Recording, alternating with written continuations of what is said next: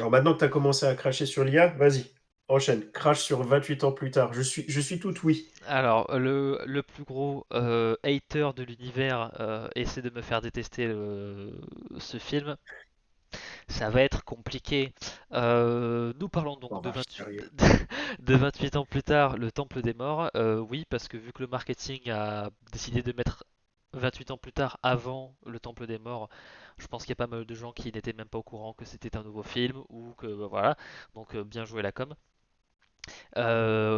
C'est donc la suite de 28 ans plus tard tout court, qui va dire le film d'avant replacer un petit peu ce qu'était devenu les îles britanniques 28 ans plus tard. Merci. Euh, comment les infectés vont évoluer, comment certaines formes de société reprennent cours ou pas, comment les survivants font, etc. Comment la situation internationale se développe un peu. Et puis voilà, on a rencontré donc le docteur Kelson, qui est le personnage interprété par Ray Fiennes. On a aussi rencontré le gang des Jimmy, qui est joué par Jack O'Connell. Et on a rencontré Spike, qui est joué par Alfie Williams. Donc voilà, on reprend quasiment que des per- oui, on a quasiment que des personnages qu'on a déjà vus auparavant. Donc c'est vraiment, c'est vraiment une suite directe hein, pour le coup. On reprend les mêmes personnages, les mêmes décors. C'est pas le même réalisateur. 28 ans plus tard, premier du nom, c'était Danny Boyle, avec un script d'Alex Garland. Et là, cette fois-ci, à la réalisation, c'est Nia DaCosta, euh, Oui, qu'on connaît quand même. oui, qui avait fait Candyman, qui avait fait The Marvels.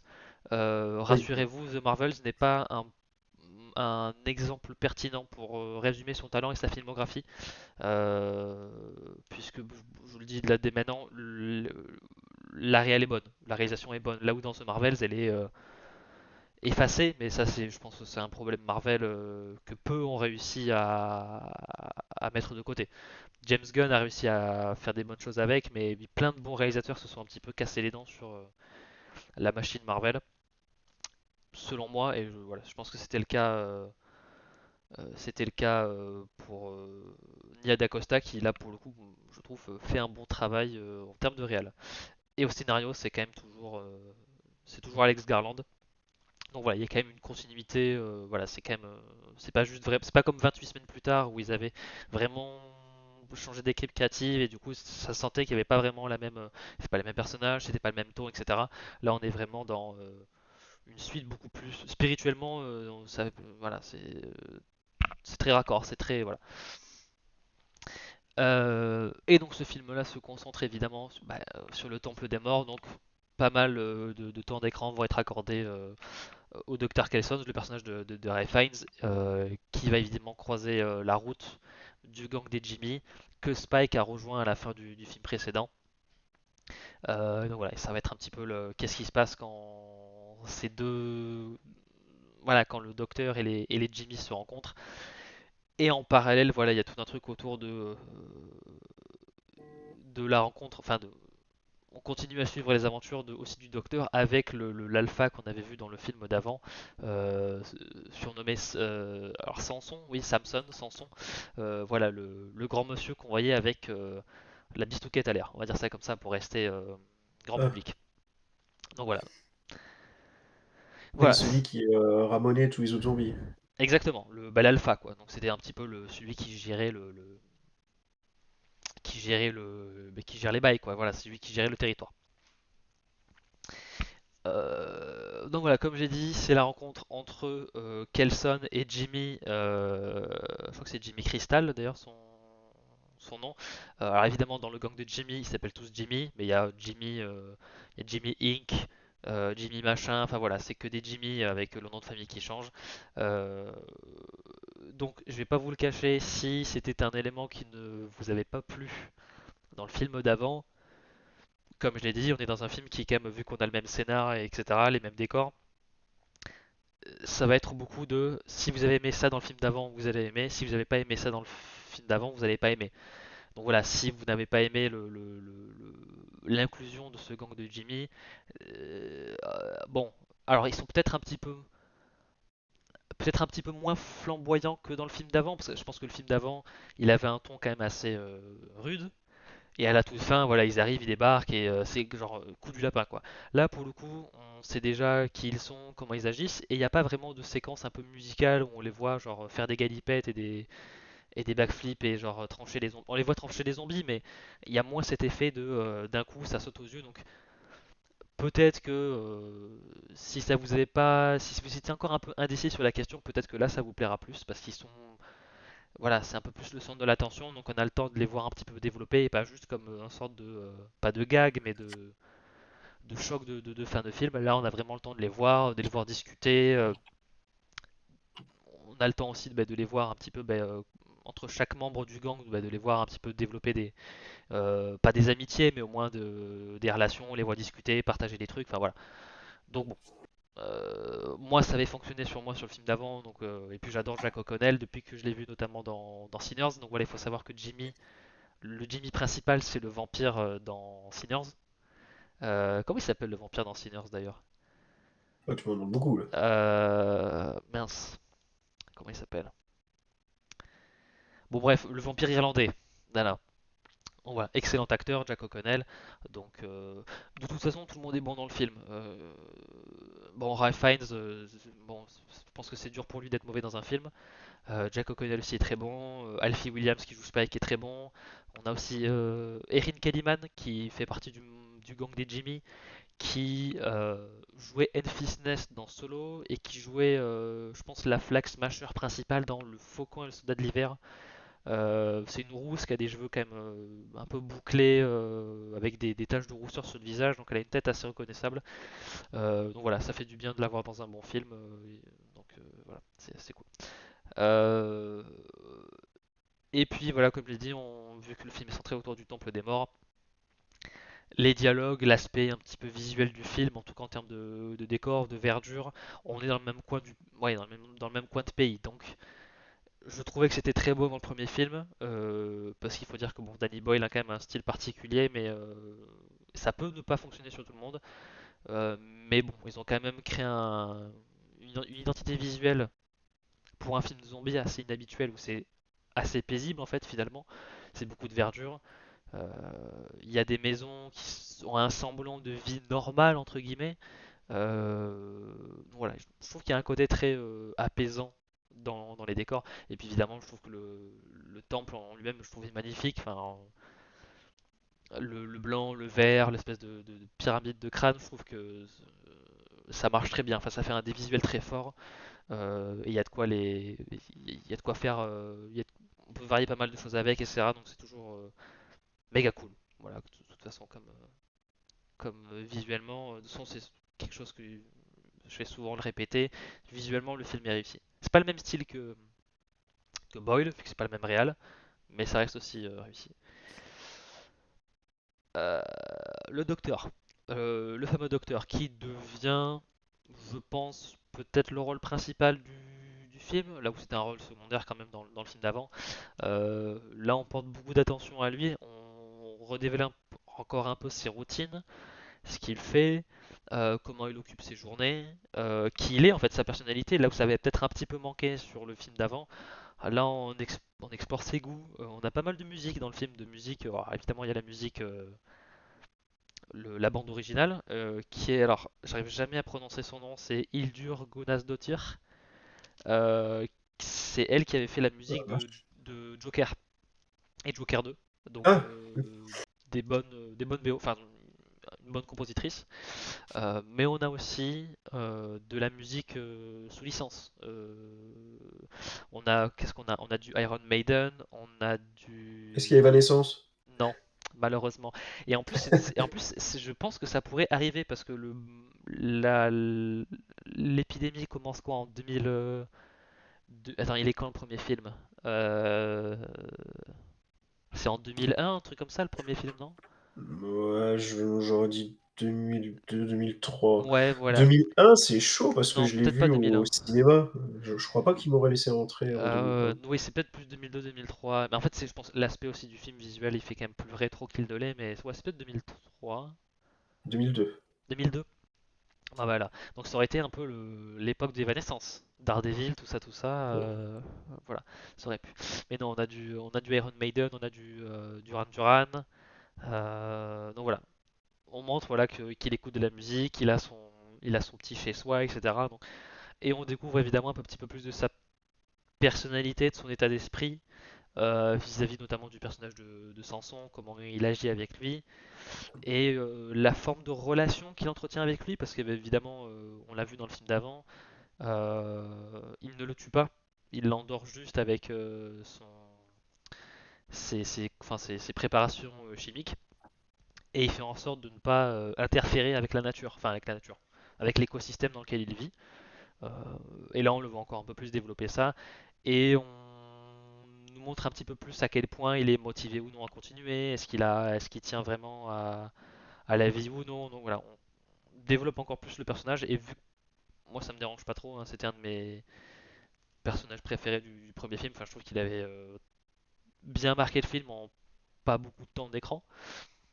Et donc là, voilà, d'en faire le personnage principal, il commence à être vieux aussi, Ralph Fiennes, et vous connaissez mon rapport avec les vieux, donc ça joue aussi peut-être. Mais voilà, j'ai été investi émotionnellement avec Kelson, et on lui donne quelques. On va dire, il y a une partie du film où voilà, on le voit habillé différemment, et on voit voilà, il est entouré de bougies, de feux, on voit le temple dans des tons beaucoup plus chauds, c'est la nuit, il est habillé comme un gothique, etc. Donc il y a une partie du film où on lui donne un autre registre à faire, euh, qui est en plus plutôt épique, plutôt cool. Donc voilà, on va le faire des choses différentes et c'est plutôt pas mal. Donc voilà, et comme je l'ai dit, la sorte de relation qu'il entretient avec l'alpha est plutôt intéressante et bizarrement peut-être le centre émotionnel du film, mais je n'en dis pas plus. Parce qu'il y a des choses. Voilà. Euh, Tu vas voilà. presque me donner envie, hein.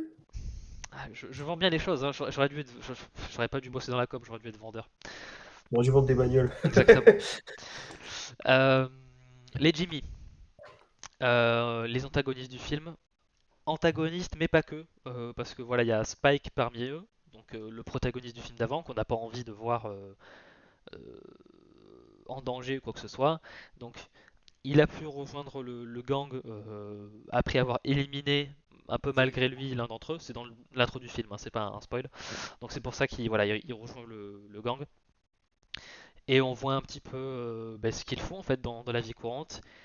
Et on avait très brièvement aperçu ce que pouvaient faire les Jimmy dans le film d'avant. Voilà, ils pendaient des gens à l'envers, etc. Là, c'est un niveau au-dessus. On voit toute la cruauté de ce qu'ils peuvent faire. Évidemment, Spike n'y prend pas, hein, parce que ça le fait littéralement germer. Euh, mais voilà, il y a des scènes. Il y a une scène en particulier dans une grange. Bon, si vous êtes un petit peu fragile de l'estomac et que vous avez un peu du mal à supporter les trucs un peu graphiques, un peu gore, ça va être compliqué, hein, je vous avoue, parce que bon, même moi ça m'a fait, alors que je suis pas très sur le gore et machin, ça va, j'ai plutôt une bonne résistance, mais waouh, c'était chaud. Les Jimmy, ce sont les pierres anglais, pierres présents. Il y a un peu un gag ça, voilà, où tout le monde s'appelle Jimmy, et ça, c'est utilisé comme petit truc humoristique de temps en temps, mais il faut savoir que il me semble que le nom de Jimmy et l'aspect esthétique sont repris d'un présentateur britannique ou un gars de la télé britannique de l'époque, enfin de l'époque, qui était très populaire à l'époque, qui s'appelle Jimmy Savile, qui, je sais plus quand, mais c'est après 2002, donc après l'épidémie de trucs, on a découvert qu'en fait c'était enfin, ouais, un criminel quoi. Il avait des casseroles au cul, mais d'un truc, mais genre des trucs bien horribles et tout, donc ça rajoute un côté un peu tristement ironique. Voilà, le Jimmy principal, on le voyait en tout début du tout premier, enfin du premier film 28 ans plus tard. Regardez les Teletubbies, regardez la télé, et c'est lui qui a fui de l'église pendant que les zombies attaquaient. Et en fait, il a pris comme modèle quelqu'un qu'il voyait à la télé, et en fait, c'est une horrible personne, et lui-même est devenu une horrible personne avec l'apocalypse, il est devenu un peu sataniste et machin, donc voilà. Voilà, donc c'est inspiré par Jimmy Savile. Il me semble aussi, pour ceux qui ont regardé Sherlock, que c'était Jimmy Savile qui avait inspiré le personnage interprété par Toby Jones dans l'épisode 2 de la saison 4, pareil, c'était un soi-disant philanthrope, pardon, qui en fait tuait plein de gens. Alors Jimmy Savile n'était pas un tueur, je crois, mais je vais regarder parce que j'ai pas envie de dire de bêtises quand il s'agit de trucs réels. Alors, Jimmy Savile, euh, postérité. Ah, c'est peut-être postérité. Bon, bref, je vais pas le trouver là, mais en tout cas, voilà, c'était une sombre personne. Donc voilà, les Jimmy, un gang qui a à la fois une tête de con, mais qui font aussi des trucs horribles. Donc, et pour le coup, quand ils interagissent avec le docteur Kelson, il y a vraiment le côté un peu menaçant. Genre, ils pourraient vraiment lui faire des trucs horribles. Et bon, en tout cas, moi, la tension était bien là. Donc, non, voilà, des méchants de films de zombies classiques, quoi, bien sadiques, bien horribles, qui, pour le coup, je trouve moins l'originalité d'avoir un style un peu inhabituel. Donc, moi, les Jimmy, ça va, je trouve que ça fonctionne bien comme méchant. Je peux comprendre que le côté un peu gros psychopathe en survêt durant l'apocalypse ce soit pas pour le goût de tout le monde. Moi, j'avoue que vu que j'ai joué à des Dead Rising, c'est des choses que j'avais déjà vues avant. Donc, c'est pas quelque chose qui m'avait trop choqué. Donc, je pense que ça. Ouais, voilà, et je pense il y avait ça, Matt, tout à fait. Je voulais pas. J'étais pas sûr, donc je voulais pas énoncer des trucs que je savais pas, mais ouais, c'est des trucs assez. Des bails très sombres, comme on dit.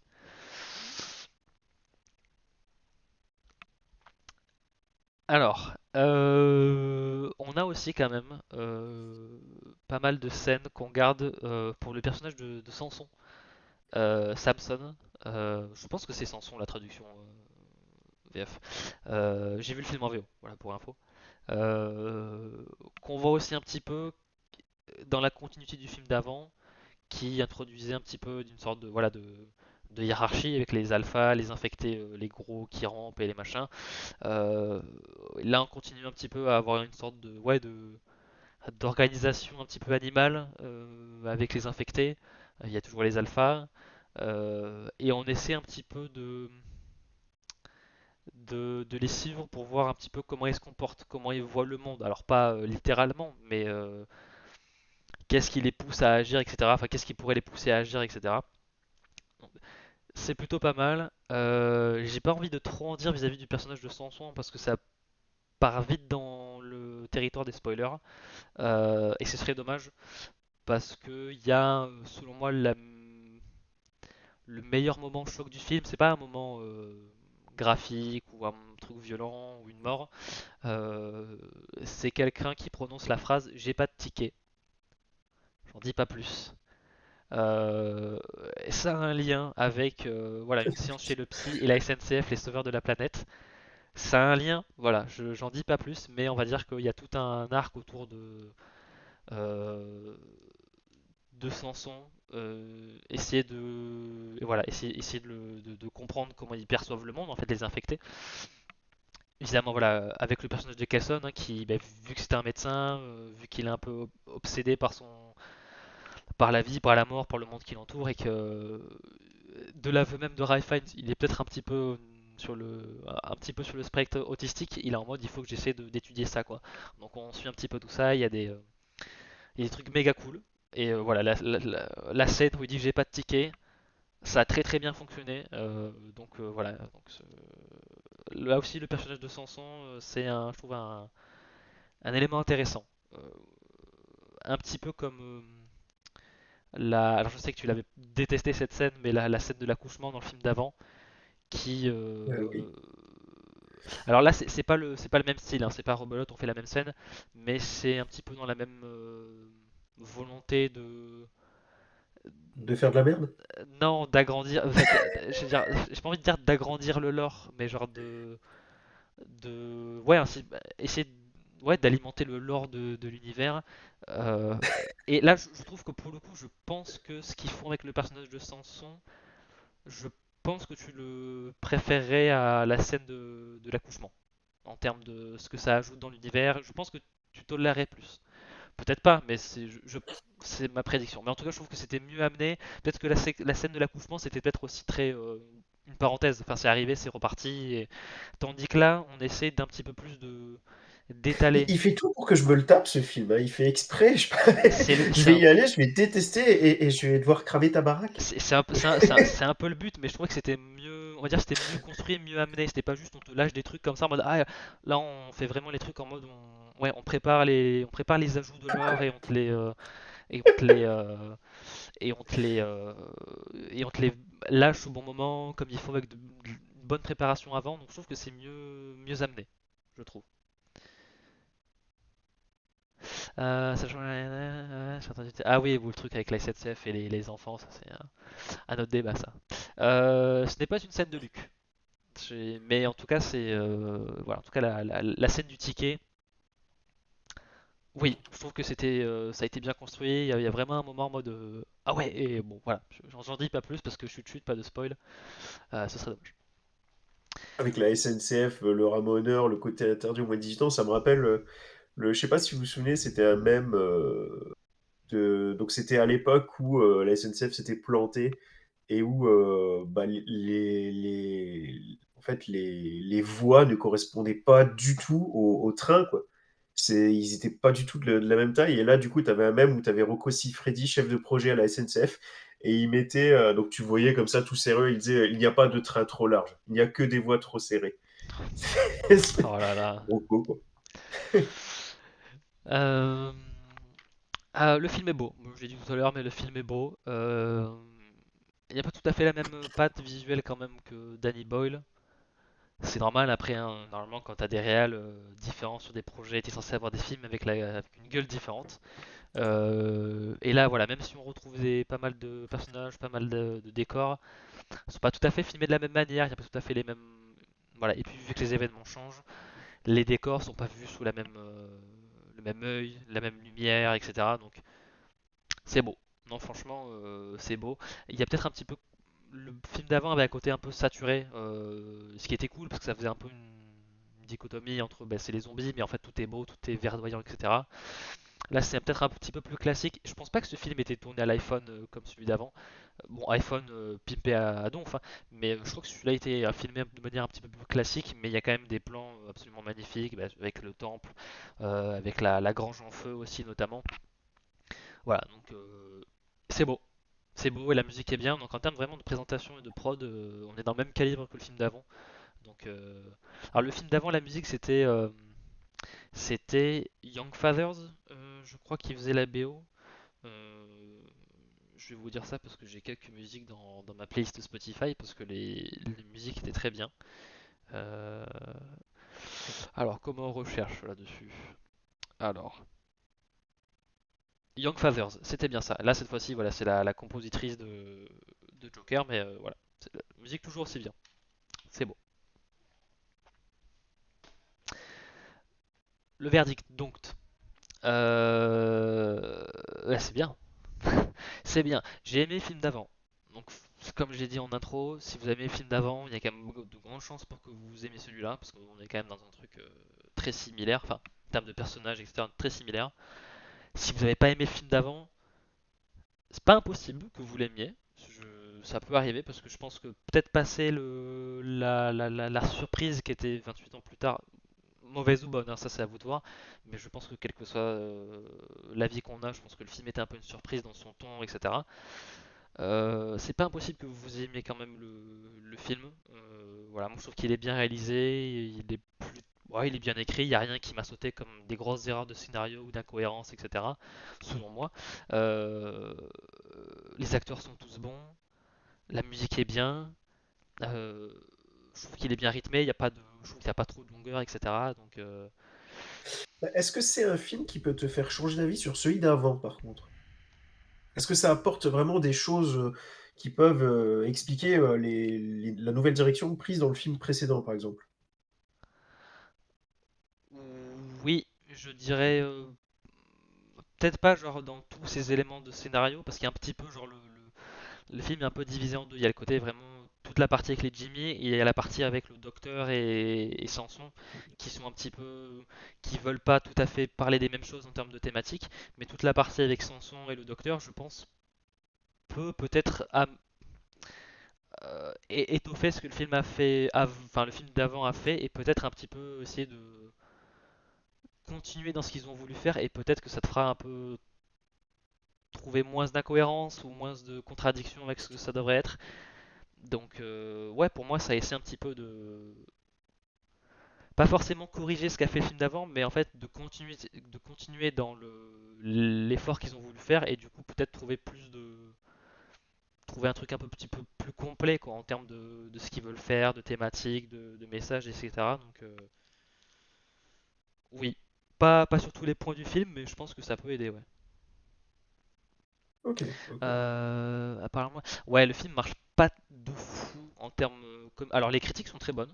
Euh, Rotten Tomatoes a plus de 90. J'ai pas regardé le score de l'audience, donc je pense qu'on a un petit peu. Je pense que les critiques étaient plutôt bonnes aussi sur le film d'avant. Euh, mais franchement, pour moi, je pense que j'ai légèrement préféré celui d'avant parce que ça me parlait de thématiques qui me touchaient moi plus personnellement. Enfin, ça me touchait plus quoi, parce que ça parlait de certaines choses. Mais le film, je trouve quand même celui-là est quand même proche en termes de qualité, je trouve. En tout cas, au niveau de mon appréciation, je pense qu'on est légèrement en dessous, mais vraiment très légèrement. Donc en vrai, c'est quand même très très solide. Donc ouais, mais ouais, commercialement. Alors j'espère que ça va être suffisant parce que on va dire que le film se termine un peu comme le film d'avant. Le film se termine par un truc assez inattendu. Et s'il n'y a pas de troisième film, enfin s'il n'y a pas ouais, un troisième volet à 28 ans plus tard, j'explose dans la rue. C'est moi qui vis chez toi et je brûle ta maison parce que t'es pas allé voir le film en salle. Voilà, donc et peut-être que la fin te plaira plus, peut-être. Là pour le coup, je pense que autant t'avais pas trop Ouais, il y a le apprécié. Power Rangers vert qui rejoint les 5 autres. Non, alors voilà, si t'avais pas aimé la fin du film d'avant, là je pense que là la fin de ce film-là te fera très plaisir. Mais bon, après est-ce que ça te fera que tu aimes le film? Ça c'est, je pense pas. Mais peut-être que le film tu vas l'aimer pour d'autres raisons, mais c'est pas juste 2 minutes à la fin qui devrait déterminer l'avis sur un film, que ce soit en bien ou en mal. Je sais plus, il y en a encore un qui arrive après? Normalement, oui. Enfin, c'est ce qui est prévu. Et je sais pas s'il a été vraiment validé ou pas. Enfin, en tout cas, Alex Garland travaille déjà sur le script. Après, ce qu'ils vont le faire, si le film se plante trop la gueule. Et il me semble que Danny Boyle veut réaliser le troisième. Donc peut-être que marketing, en termes de marketing, ce sera peut-être plus facile à vendre et ils vont quand même le faire. J'espère quoi. Parce que en plus, je sais Ok. que Cillian Murphy est producteur aussi sur la trilogie. Donc j'espère qu'il donnera un petit peu de son star power pour dire bon, allez, je suis producteur, faisons-le quoi. On verra, mais bon, ça, seul l'avenir nous le dira. Mais en tout cas, 28 ans plus tard, le Temple des Morts, pour moi, c'est un grand oui.